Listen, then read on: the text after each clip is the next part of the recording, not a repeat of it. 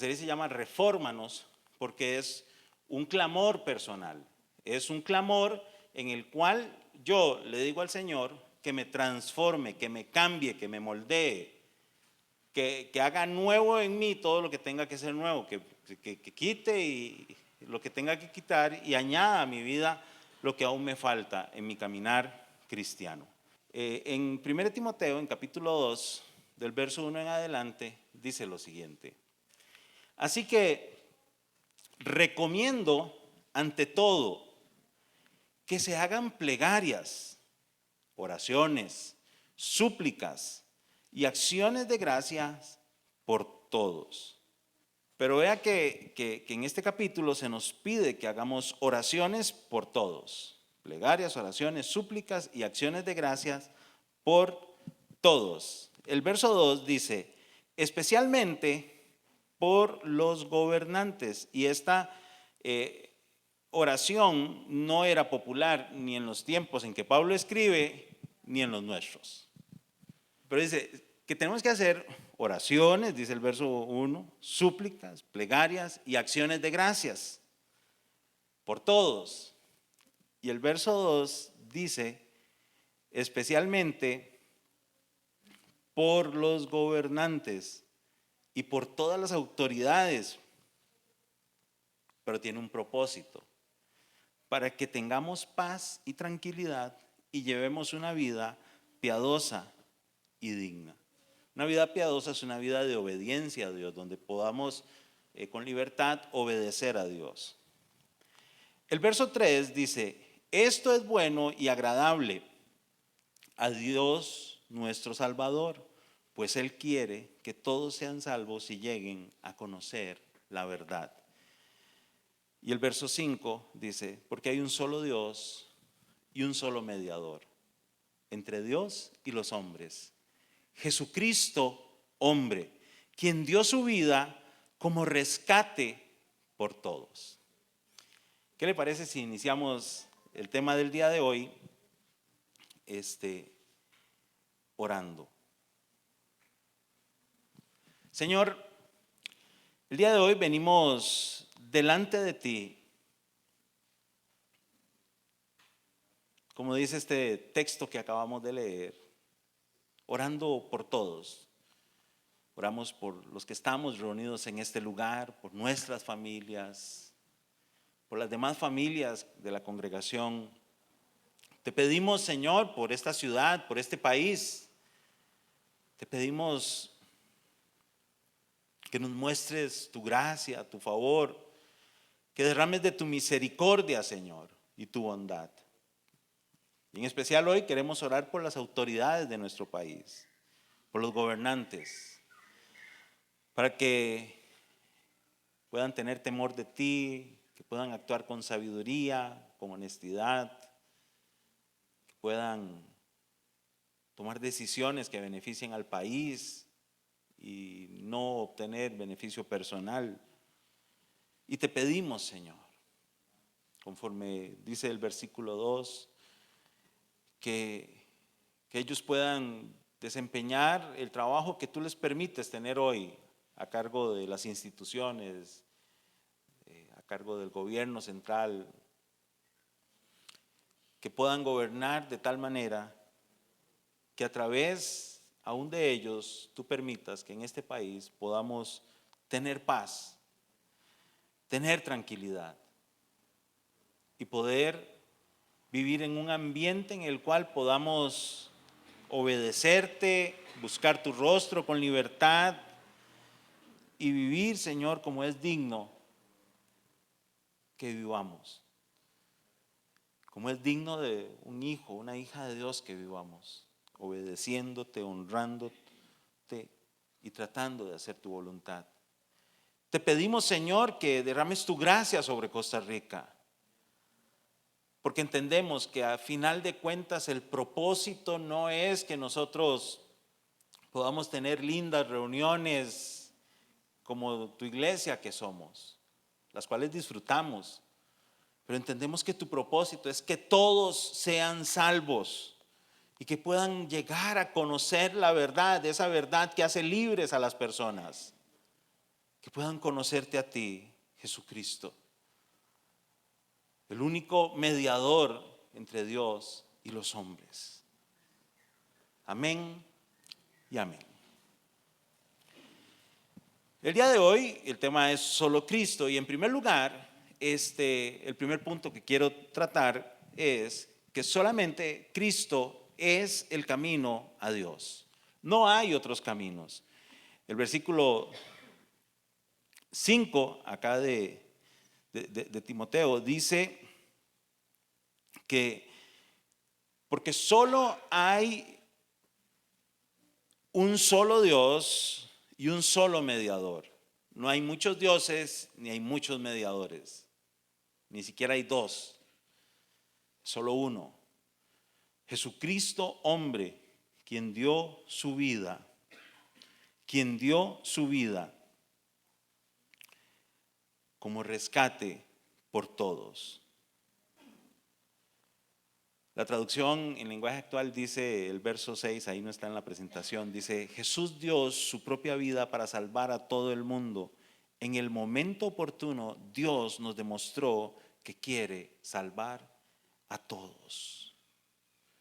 Y es que cuando hablamos de solo Cristo como un eje de la fe cristiana, estamos reconociendo que la salvación se alcanza solo a través de Cristo y gracias a su obra en la cruz.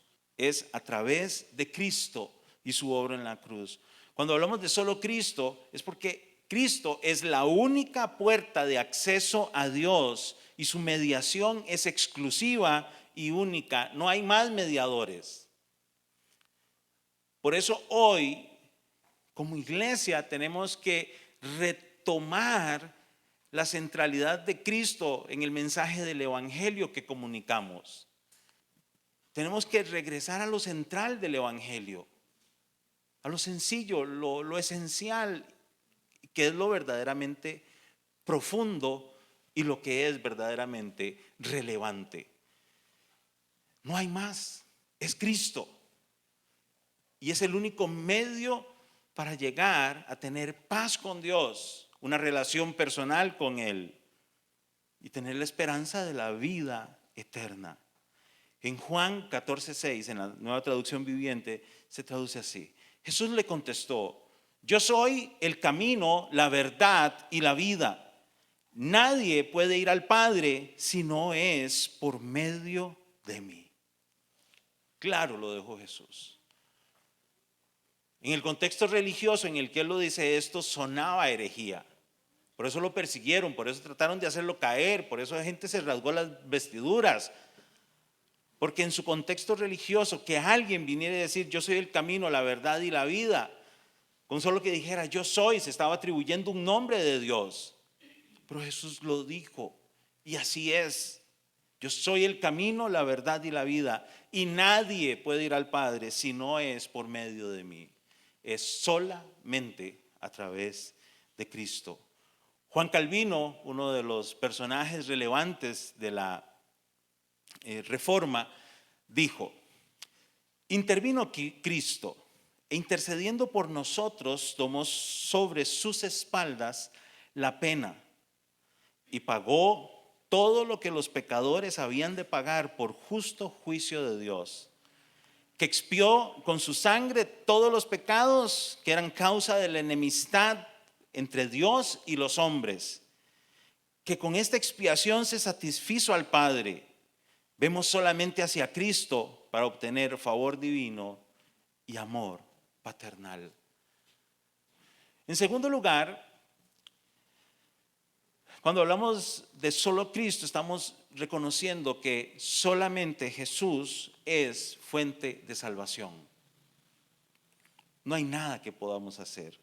En Romanos 3:21 en adelante dice así: pero ahora, sin la mediación de la ley, se ha manifestado la justicia de Dios, de la que dan testimonio la ley y los profetas. Entonces, cuando viene Cristo, dice: ya la ley no es la que media entre la relación entre Dios y los seres humanos. Sin la mediación de la ley, ya no está de por medio, se manifiesta la justicia de Dios, Dice el verso 22 y 23, esta justicia de Dios llega mediante la fe en Jesucristo.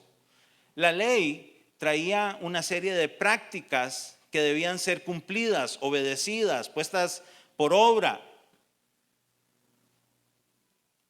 La justicia de Dios llega a través de Jesucristo mediante la fe. Hay un cambio de paradigma.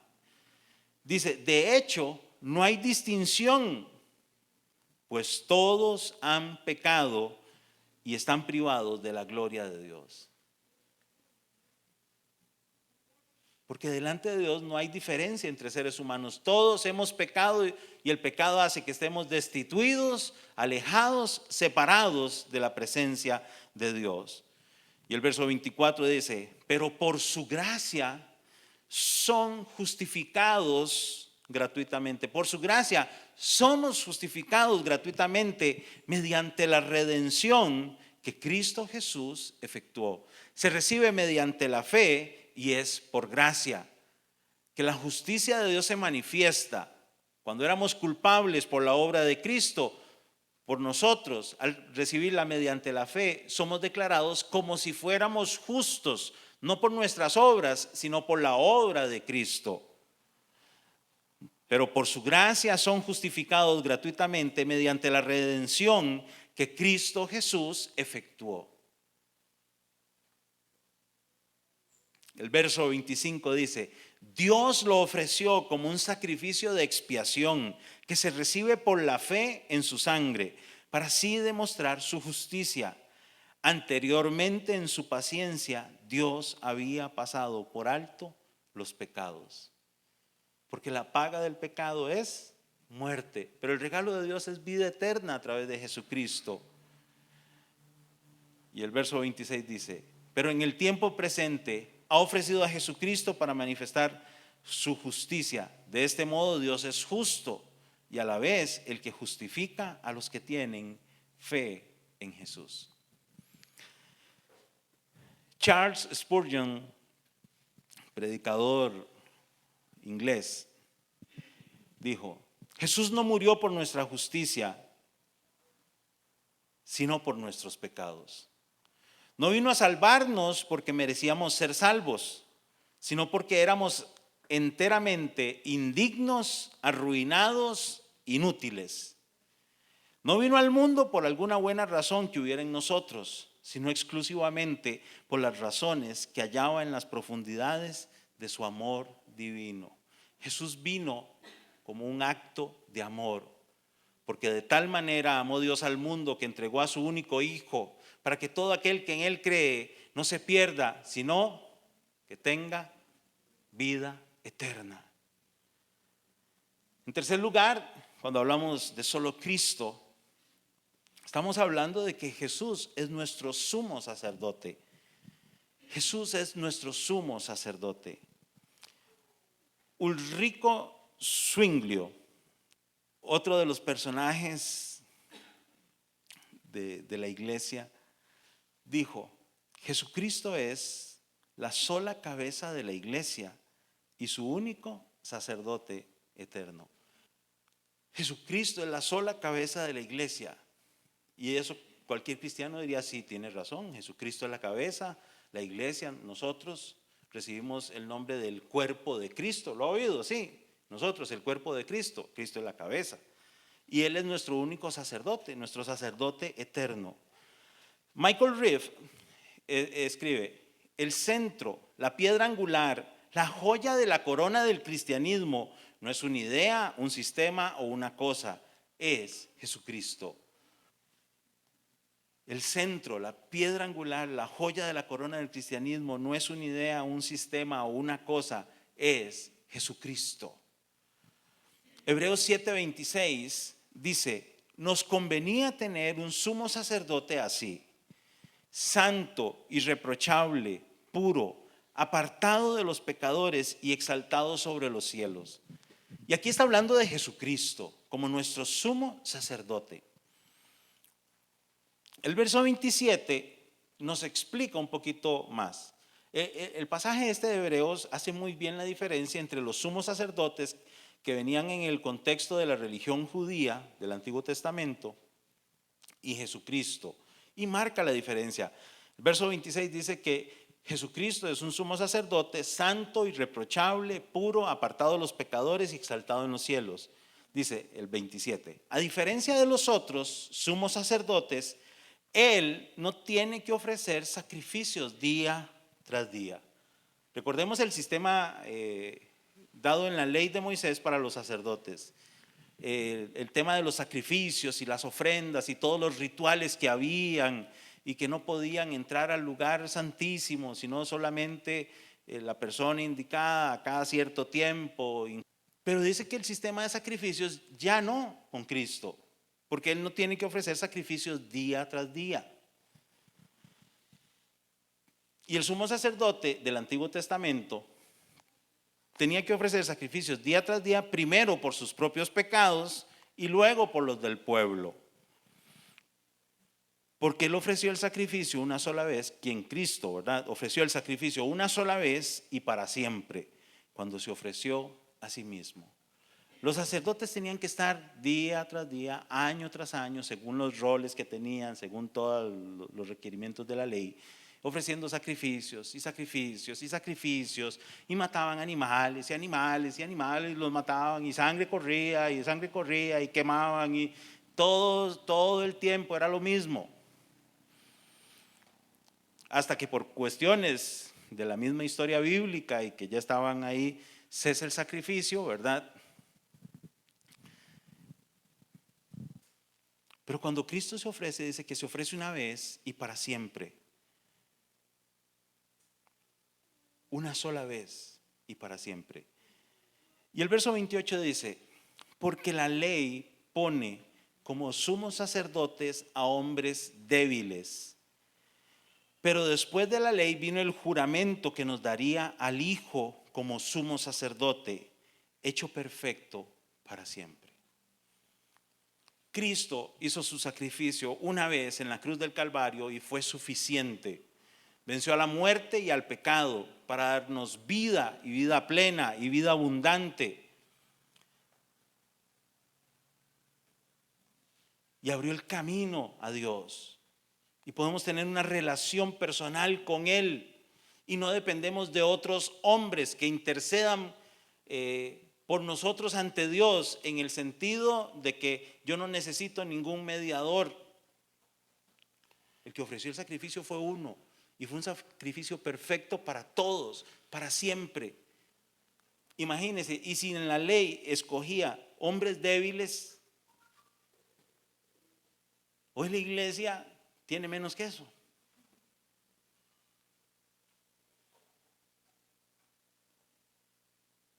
El mismo Pablo lo dice, yo como el último, como un abortivo, o sea, de rebote estoy ahí, no entiendo ni por qué, y si Pablo no lo entendía, yo menos.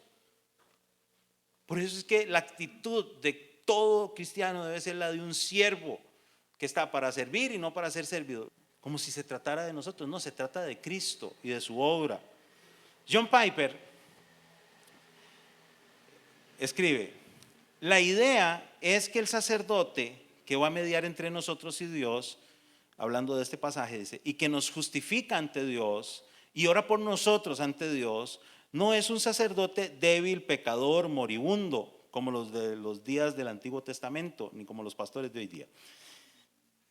Dice, Él es el Hijo de Dios, fuerte, sin pecado y con una vida indestructible. O sea, nadie se imagina, o sea, el poder de Jesús como nuestro sumo sacerdote. Hago un resumencito aquí, 5 puntos. Jesús como sumo sacerdote, sin pecado, se ofreció como sacrificio. Su sacrificio fue único porque fue perfecto, porque Él era el Hijo perfecto de Dios. Y su ministerio como sacerdote es para siempre. Y ahí mismo en Hebreos dice que es según el orden de Melquisedec, que es para siempre. En Hebreos 9, en el verso 26, en la segunda parte del verso 26 dice, ahora, al final de los tiempos, se ha presentado una sola vez y para siempre, a fin de acabar con el pecado mediante el sacrificio de sí mismo. Y vean lo relevante es de que Jesús haya tomado nuestro lugar en la cruz pagando nuestra deuda, porque Él acabó con las consecuencias del pecado mediante su sacrificio. Verso 27 dice: y así como está establecido que los seres humanos mueran una sola vez y después venga el juicio, 28, dice, también Cristo fue ofrecido en sacrificio una sola vez para quitar los pecados de muchos y aparecerá por segunda vez. Y esa es nuestra esperanza, que Jesús volverá. Dice, ya no para cargar con pecado alguno, sino para traer salvación a quienes lo esperan, para cumplir el plan de Dios al final de los tiempos.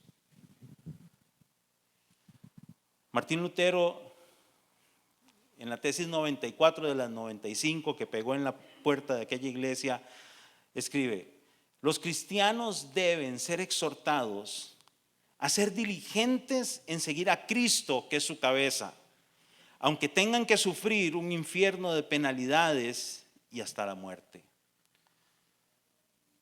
Porque si esto no provoca cambios en nuestra vida, si la obra de Cristo que nos trae salvación, que es nuestro sumo sacerdote, que es nuestro camino para tener paz con Dios, si esto no provoca algo en nosotros, ¿qué lo puede hacer?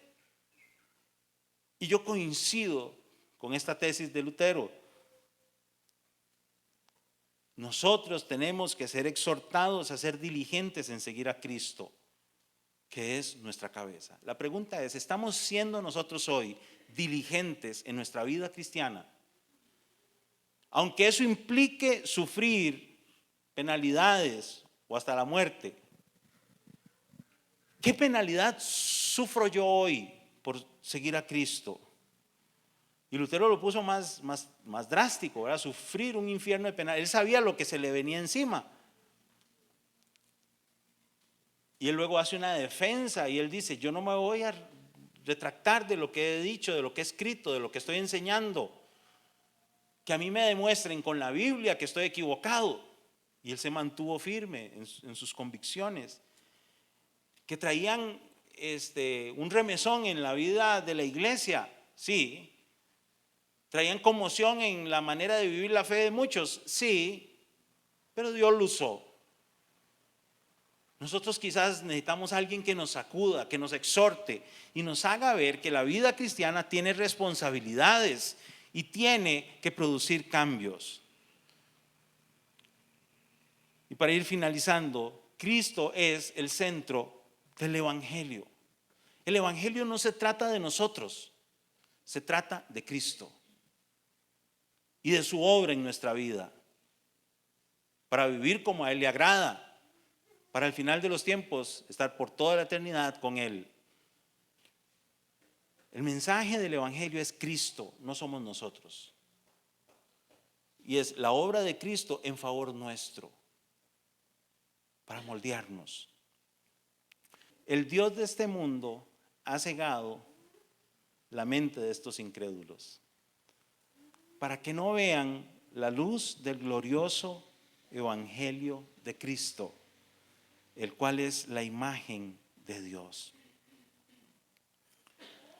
El Dios de este mundo ha cegado la mente de estos incrédulos, para que no vean la luz del glorioso Evangelio de Cristo, el cual es la imagen de Dios. El enemigo lo que no gana lo enreda y les ciega a muchas personas sus ojos espirituales para que no vean con claridad el mensaje del Evangelio. Y a veces en la iglesia mete ideas que no son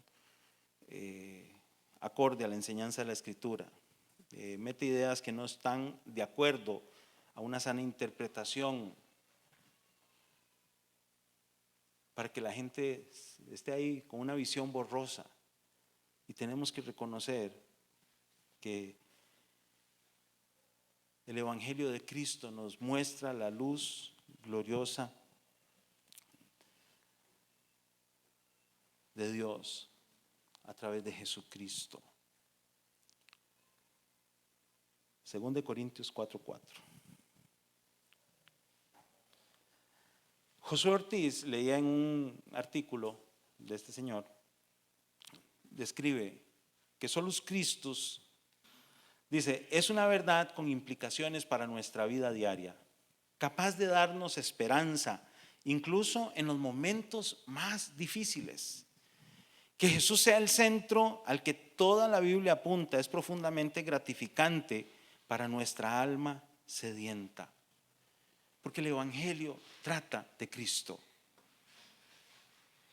Y la vida cristiana debería tratar de tener como eje central a Jesucristo. Por eso Pablo decía, para mí el vivir es Cristo y el morir es ganancia. En Colosenses 1, los versos 13 y 14 dice, Él nos libró del dominio de la oscuridad y nos trasladó al reino de su amado Hijo, en quien tenemos redención, el perdón de pecados. Y aquí donde dice que Él nos trasladó del al reino de su amado Hijo, recordaba yo el montón de figuras donde dice que por la obra de Cristo, Él nos traslada de un lugar a otro. Y yo hice un resumencito ahí. Jesús nos trasladó de las tinieblas a la luz admirable de Dios. Él nos trasladó de la esclavitud a la libertad, de la condenación al perdón, del poder de Satanás al poder de Dios, de la oscuridad a su reino, de la separación a la comunión, de la enemistad a la reconciliación, de la muerte a la vida.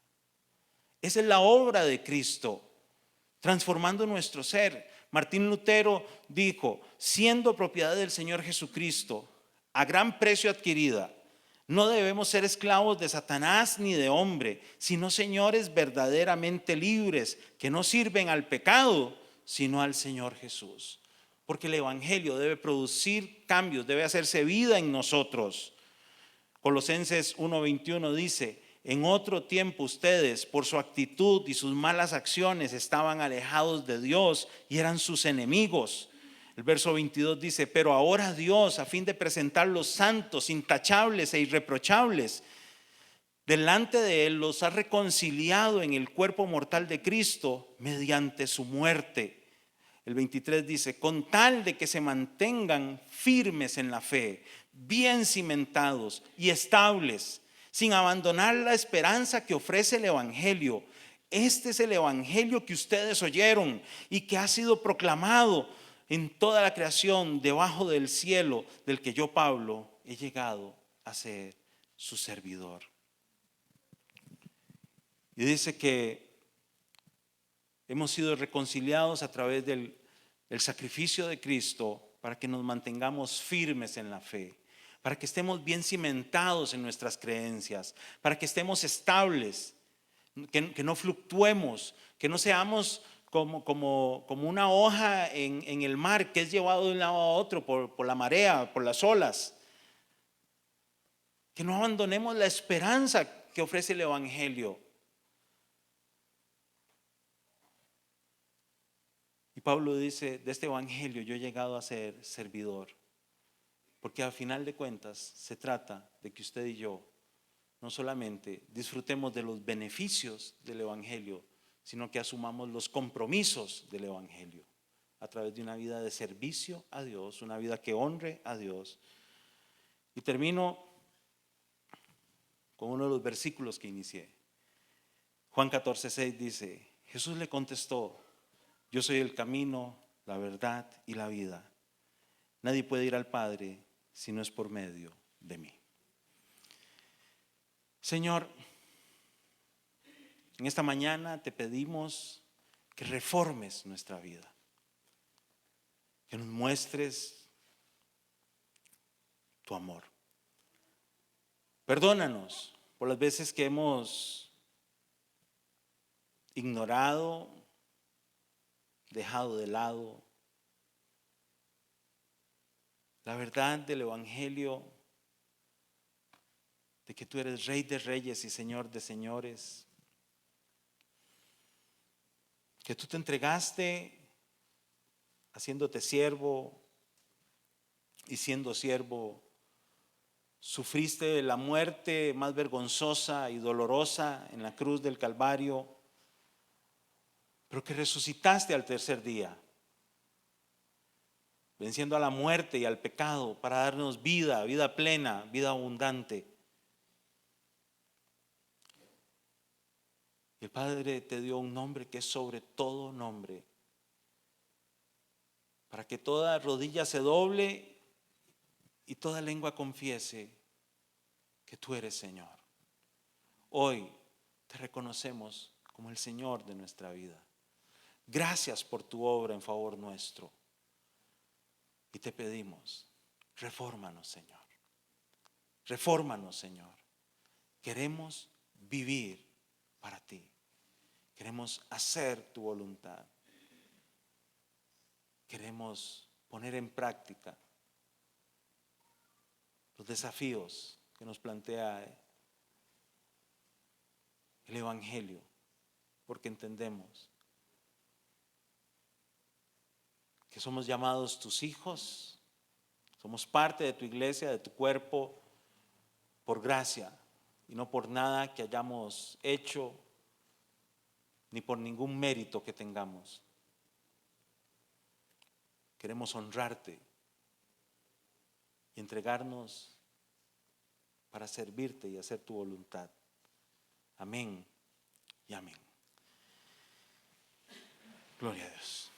Que Dios les bendiga, que Dios les guarde, que Dios haga resplandecer su rostro sobre ustedes, que les dé paz, que provea sus necesidades y que esta semana nos siga mostrando su maravillosa gracia.